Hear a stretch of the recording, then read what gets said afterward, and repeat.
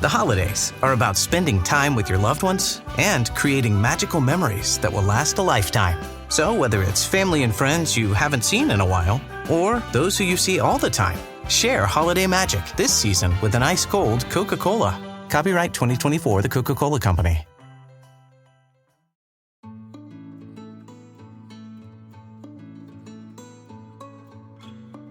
Hello and welcome to Raising Me. I'm Adrienne Stein, a longtime journalist and a mom of three, and I am here with very special guests today, which is super fun for us, and we really hope you enjoy this too. Our Raising Me team is here to talk about some of the episode lessons that really stood out for us over the last several months. And before we dive in, a very special thank you also to our sponsor, Maine Health, and we are so grateful for their support.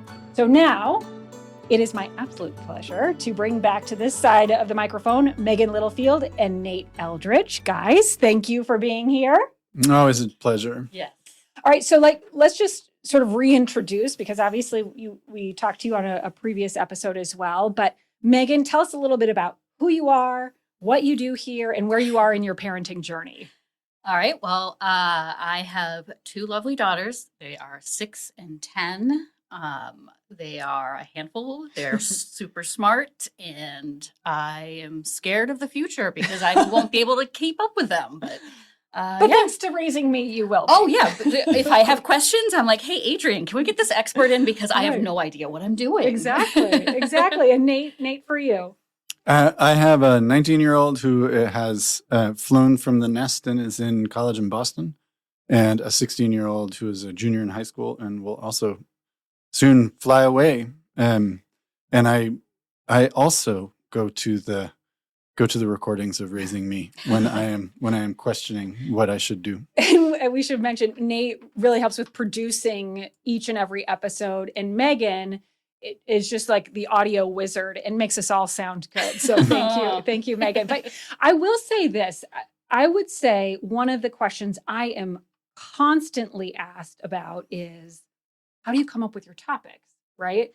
And then when really more than anything, it's just us as parents sitting around a table every week and talking about the things that we are experiencing. Because, I also, my youngest is 6, and then I have a 12-year-old and a 17-year-old. So between the three of us, sort of we're in the thick of it in every level or shortly out of the thick of it. I mean, I feel like toddlers, we're not that far away. But thankfully a distant memory sometimes. But, that really, it is just us talking about the things that all of us are experiencing. And I think that plays into this idea that this is a universal experience. And we don't get sort of a guidebook here. We're all kind of winging it, right? Yeah. It's just, we're thrown into the wild.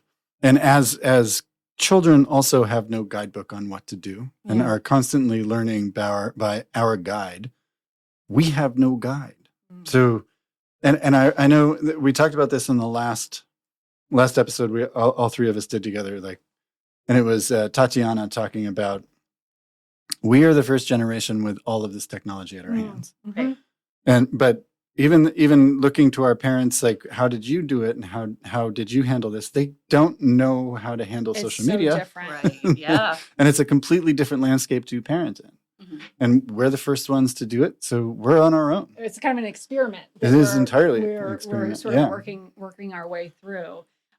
Which kind of just brings me to our first clip. And Megan, this is your clip. We brought in Holly Morris, who is a physician's assistant. She has worked in dermatology for many, many years. And if you watch anything on social, if teenagers watch anything on social in particular, chances are you have seen an influencer talking about how to get the perfect skin or the glass skin here, and these, they're kids. They're like 11 and 12 years old using these products. For one, they're outrageously expensive. But two, they're meant for, people of our age, right? Not for 10, 11, 12-year-olds. Yeah, they've got stuff in them that is dangerous to their young skin, but they see these things on YouTube or whatever about, you've got to do this, and you've got to have the hairband, you've got to have the 10-step routine. And it's like, I was worried, like my 10-year-old is starting to talk about how her friends at school wear mascara every day, or, and so it's like, where do I start with her to kind of show her what, the basics. Right. Or not be influenced by all the influencers, because Right. the reality, they're often paid by the Exactly. companies who are trying to just get a ton of views. So it was so helpful to have, somebody who works with patients, dermatology patients every day, kind of say, look, you don't need to go to Sephora and do a major Sephora haul with a 10-year-old. Yeah, you just need to start somewhere. Yeah, I stress keep it simple. Yeah, keep it simple. There are obviously a lot of things out there that kids have access to now that we didn't 10, 15, 20 years ago. And so they're bombarded with lots of things, and they're cutely packaged and they're fun and they smell pretty. But really, if you're starting to see some of those preteen things, the best thing is to start with a simple skincare routine, 3 steps. Wash the face with a great cleanser. Use a moisturizer because we want to replace. The skin doesn't like to be dry, so we want to give it good moisture that's not going to clog the pores, and then sunscreen. That sunscreen part too, like, want to get that right drilled down into her. She's got fair skin like me, and so it's like, don't ruin your skin. Just wear sunscreen. I actually went home and got a moisturizer for my middle school son that had sunscreen, because he, after talking with Holly, because he is out all the time, whether it's sports or just being outside, he comes home with red cheeks, and it like literally kills me to see this gorgeous skin with red cheeks. And another takeaway too with Holly, I thought, was this idea, and I think it goes into the pressure that sometimes kids feel. So they're seeing this on social media, but then also, like, they are on screen all the time. This is not, again, going back to the experiment here, right? Yeah. Like, we were not on screen all the time, whether it's FaceTime or, virtual class, obviously coming out of COVID, but, and then social media, you were constantly looking at your face. So this idea that, back in our day, just to use that, like, maybe you suffer through acne or the way your skin looks a little bit more. That is a lot of pressure for kids who are going through all these changes, that they're constantly on screen. Yeah. And on display. And on display. Right. Yep. Which, and it's so hard for me to come to terms with that, because my life has not been on display. But my daughter's life, it's at 16, she'll be 17 in February. She is out in the world in a way that I have never been, and it's something that I'm coming to terms with as I parent. Again, going to the experiment, and who knows what it looks like, beyond that. But really, with Holly, that you're right, Megan. It was keep it simple and try to just, even if they are seeing this everywhere, at least at home, the message is keeping it simple. And for a parent, you can you come in with a little more knowledge. Yeah. Okay. Like, I am not a big skincare, makeup. I don't know how to do all of that stuff. And so it's like, okay, if the dermatologist says that it's okay, the physician's assistant says it's okay, then I guess that's what I'm going to say. Like, oh no, our expert says you don't need all that stuff. Right. So Right. Well, listen to Raising Me. Yeah. Save some money. Right. And it's just starting small. Yes. Right. And the same advice really was for us, for adults too, is just keep it simple. You don't necessarily have to buy all these $50, $60, $70 creams. Vitamin C, Holly did say was a good one, and retinol. For adults, not for the kids, for adults. What too with this is, my daughter is 17. I feel like we missed that window. Like, she's old enough because it really does feel like 11, 12, 13, like those younger preteens and early teens. And I don't feel like we got roped into that quite as much, which I'm thankful for. But it is the little kids. But anyway, that's one thing we skipped, is raising teenagers. But raising teenagers obviously is an experience. It is an experience.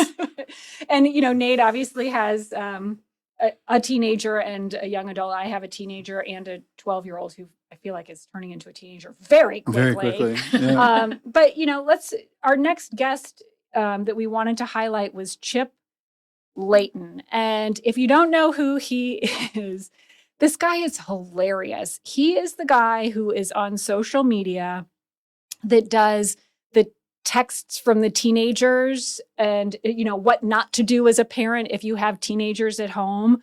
He's just got this really deadpan delivery. He showed up in my feed one day and I just thought it was hilarious. I showed my husband, we're both laughing out loud at some of these teenagers because the texts from teenagers, because they are so outlandish, right? Yeah. And he was just such a fun guest. And there were a couple of takeaways. Nate, you had one in particular in speaking with Chip. Yeah. I find that raising teenagers at that stage where they are young adults that think they know everything, it is absurd. Right? And you have to embrace this absurdity. At least I have to embrace this absurdity when talking, especially with my daughter, because I get roped into her incredibly dynamic and dramatic social circle. Oh, you do? And do I tell. What's fall going on in into the social vortex. circle? Exactly. Yeah. Because Avery said this to Allie, and then Allie said this to Avery, and then, and Nick didn't like it, and Alex is upset. And so, like, all of a sudden I'm in and I'm feeling that, well, whose dad should I go? Whatever. But, and Chip kind of had this, like, sense of humor about it, and a sense of humor about his conversations with his kids. And it gave me, I don't have to take myself so seriously. And right. And this clip kind of gives light to that. All right, this is more stuff you should not do if you have teenagers. First is cheer at a sporting event. Just watch silently from under the bleachers. Next is tag them in a photo. If you do, make sure it's on Facebook where they'll never see it. Next is make conversation with a stranger. If you're at one of those restaurants with the big tables that you have to share, just stare down at your food the whole time. All right, next is smile wrong in a picture. If you're looking for feedback from your teens, usually they'll say something like, stop trying to be so fake. All right, last is use punctuation in a text. If you use like a period or something, they're going to wonder why you're being so passive aggressive. I think like all of that makes sense to me because I do punctuate and capitalize my texts as a journalist and a producer should, You're But such a professor. Evidently, I'm communicating something I wasn't aware I was communicating. So, I have to remember to take myself a little less seriously because they're in the end, they're going to be fine. Right. And that's what I have to rely on that like they will be fine and we will figure it out. Yeah. And with Chip's enlightenment, I can kind of embrace that. And one of the things he mentioned in his feed that has come up is I think the text was like, my friends are coming over. Can you make sure Dad goes down in the basement? That's one of my favorite. I was going to bring that up. That is one of my favorite, texts from teenagers. And I will say that is a pro tip on tagging them on Facebook because right now on Instagram, I don't post anything unless it has been pre-approved because I will hear about it. Yeah. But I know like my daughter does not go on Facebook at all. So if I just like really like a picture. Yeah, you can put it out there. I can put it out there and she has nothing to say about This generation doesn't live in Facebook.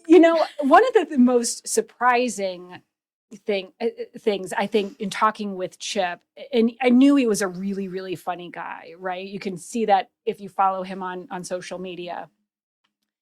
But it ended up being a conversation about leaving space for a second act in life. And I just loved when he's talked about that. Let's just listen to that. Nothing feels better than feeling your best, which is why Maine Health continues to provide Northern New England with the best network of people, programs, and resources working to help you be your healthiest self. And by doing so, we're creating different paths and giving you options in personal wellness. That's health and care in harmony. That's Maine Health. To learn more, go to mainehealth.org/harmony. I think just how universal some of this stuff is, right? It's like, because I see that now because I have a pretty big reach with what I post, and it's like almost everything you just hear people jumping in, like, oh, I had this experience, on a college tour or whatever. And it's just like, we have so much more in common than we have, that separates us. And so it's like, it's just a great reminder of that. And, I know like my audiences from all over the demographic and political spectrum. And I'm really proud of that, right? Because I'm just trying to like, focus on something positive and light that's, that we have in common. So what's been the biggest lesson that you have learned during this whole experience that maybe, us as regular parents who are TikTok stars can take away from that? I guess just in terms of parenting, it's like, don't sweat the small stuff. Like kids are going to turn out probably fine. I was an idiot. Probably fine is the key word. But right. I was the same way when I was a teenager. I didn't have texting or whatever, but I think that's fine. And then just like personally, it's like, just, be open to like trying new things and doing things. I have this, second chapter in my career in my 50s and, it's amazing. And so sometimes you got to take a little bit of a risk but with these kinds of platforms, like anybody can take a risk quite easily. Right. So those would be a couple things. Yeah. Just always evolving. Yeah. So there were three things in that clip that just really stuck out to me. One, what we're experiencing as parents really is universal. Yeah. Like those texts are funny because we've all been there, especially for parents of teenagers. You will see, Megan. You will see. She's not getting a phone anytime soon. She thinks she's a teenager. But. Well, just wait. So universal.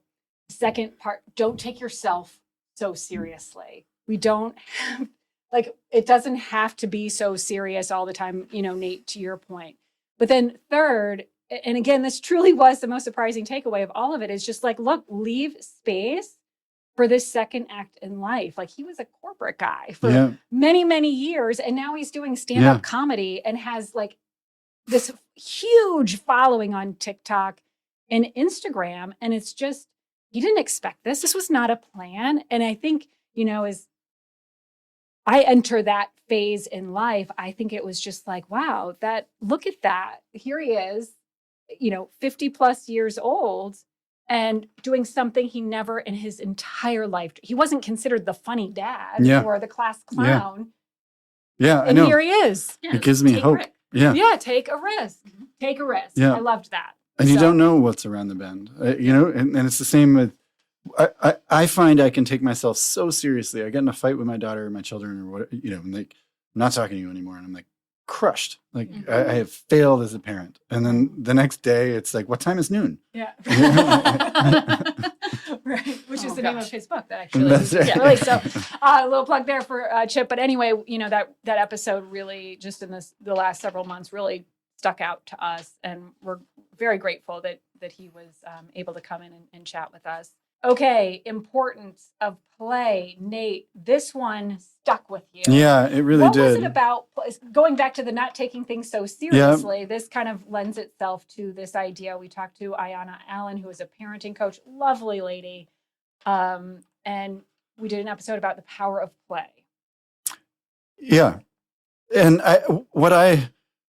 as my parenting journey has continued on, I remember how easy it was to play with my kids. Like I was that dad when my kids were little, that neighborhood kids wanted to come over, and like I was invited to birthday parties of my kids' friends. You were the entertainment. Can your dad come? I think he'd really like it. And that was that was so sweet, and I loved that. And as they got older, that doesn't happen so much anymore. Now I'm more kind of like the funny llama in a cage, like come in, like the petting zoo dad, like my daughter will bring her friends over, like, you want to meet my dad? Like, come and see all his guitars. And like, but there is like, I find I've made like a rule at the dinner table, no phones.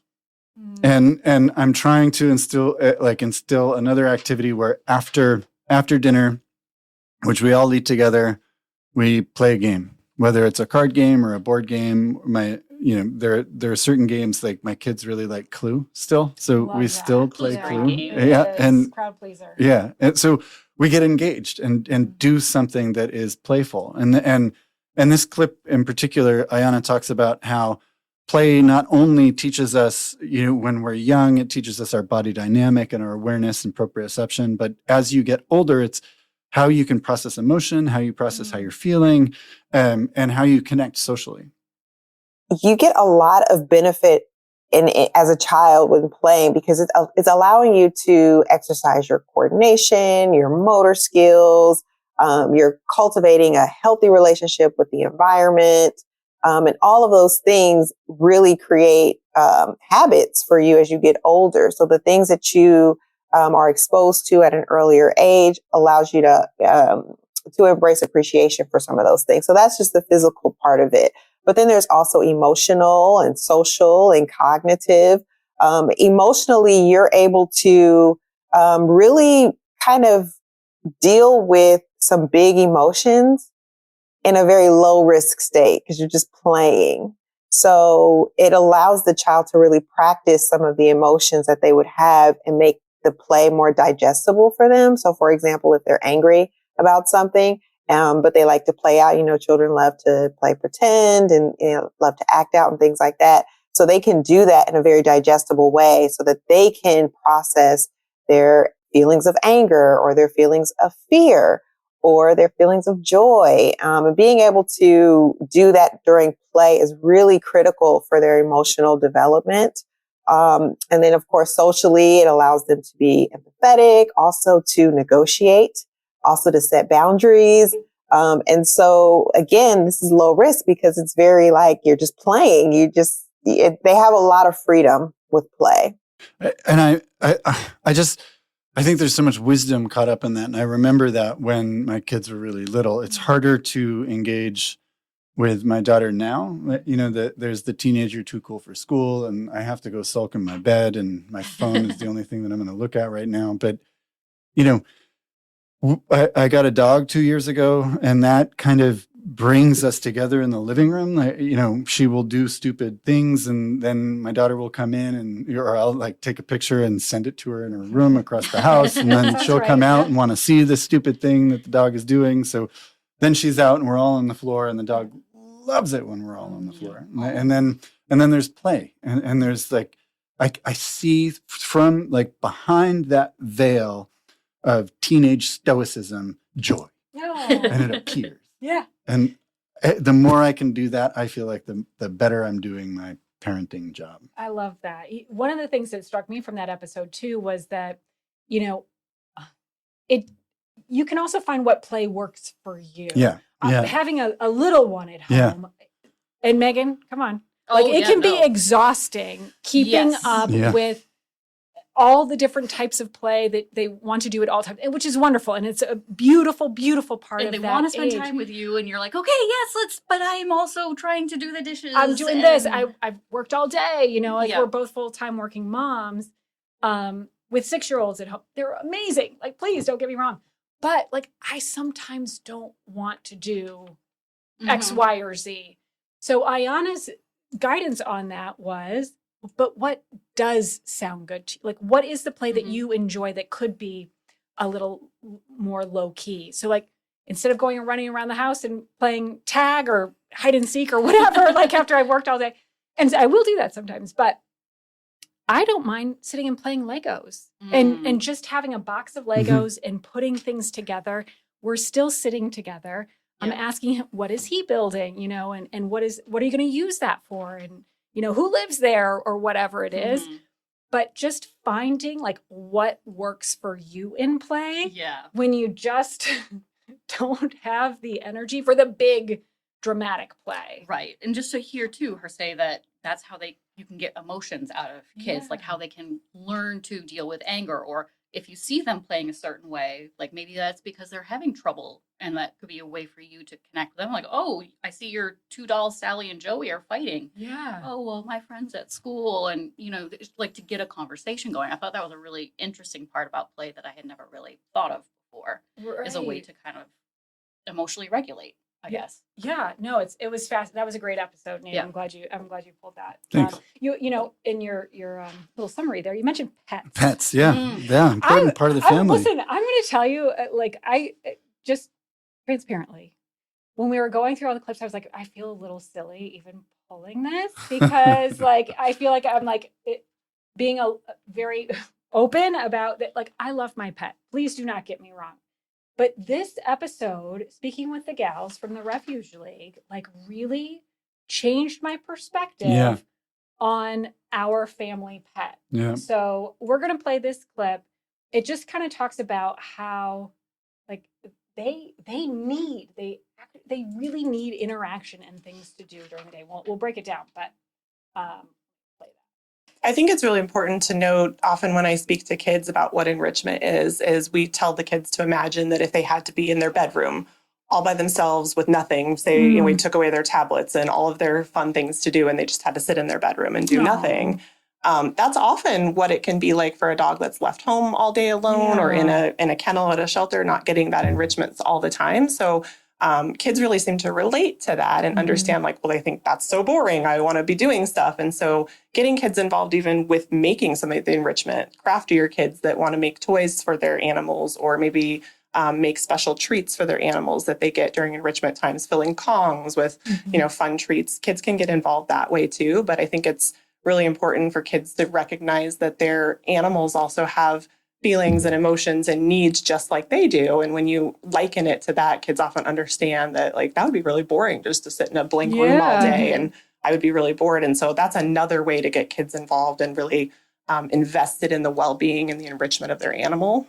I will just say that we love our dog. Like our dog is well treated. So just don't come at me because I know there are like dog people that are like a member of the family. He is a member of the family. However, so often in the busyness of life, it was like another thing to do in the morning. Did Blake go out? Did anybody feed Blake? Does he have water? You know, kind of like more of a check off item in the like daily routine. And this whole episode just really made me pause and think about his feelings. And this is a great dog that we often, you know, we're just kind of bringing him through life with us, right? And instead pausing and being a much more intentional pet owner. After we recorded that, I went to the store and I got him 3 new toys. And I pause much more often to give him an ear scratch, to, you know, do some treats with him or, you know, toss the ball down the hallway. It's very cold out right now. So just down the hallway for him to run after, you know, and just those little moments. Yeah. Doesn't have to be big, but I went home and I looked at the dog differently. I really did. Yeah. I did the exact same thing. And I also have this new routine where every morning, you know, and it doesn't take long. It's as I get out of bed and on my trip to the bathroom, that I stop and I engage with the dog and pat her face and talk to her and just kind of give her 30 seconds or a minute of my undivided attention. And often she tells me when she has enough and just kind of turns and walks away. And she's done with you. She's done. Like, okay, that's all I needed. And then I go about it. And it's made a big difference. She wasn't, I mean, she's young. She's still 2. So she's still got that puppy kinetic energy. But I've noticed less of the angst that I had seen before. Same. Yeah. And maybe it was some anxiety or just being like wound up a little bit more. Yeah. He feels more chill to me. Right. I feel that way too. Yeah, okay. I didn't know if I was just making that up. Do you have a dog, Megan? No, we used to have a dog. Yeah. And actually lately we've been thinking about like, okay, maybe it's time to do that. But then like hearing that, I mean, I have an hour commute. Yeah. And so that's a lot of time of the dog not being, and now, you know, my husband and my kids will be at home, but that's a lot to put on them too. And it's like, okay, I guess it's still not quite the right time. Yeah. It's a big responsibility. Yeah. And anyway, that was one of those kind of surprise episodes. We were talking about, you know, we did it right before the holidays thinking, you know, talking about, you know, maybe some holiday pets would come home and do you surprise your family with pets? But it really just became this great conversation about this additional member of your family and how to, you know, we're in charge of them. It's our responsibility to, you know, give them a beautiful life. Yeah. And it's a beautiful thing. It is. And if anyone listening is in Megan's situation, they actually cover in that episode, they actually cover introducing pets and getting children ready to introduce pets if you want to bring pets in. Which I just they are so enriching. They are a lot of work. Yeah, but it's good lessons to teach the kids. It is, too, and it's also good lessons. Know? Yeah, it's responsibility. Yeah, and then, you know, there's the unfortunate grief to look forward to at the end. But Been through that. talk Thanks, about Nate, for bringing it down. Hooray. Really great. Way to end it. Okay. Happy holidays. That's why we love Nate. All right. Well, thank you guys so much. Looking forward to another great year Likewise. of Raising Always a Me. pleasure. And, obviously we love hearing from our listeners as well. So if you have great ideas, hit us up on social or Please. raisingme@wgme.com.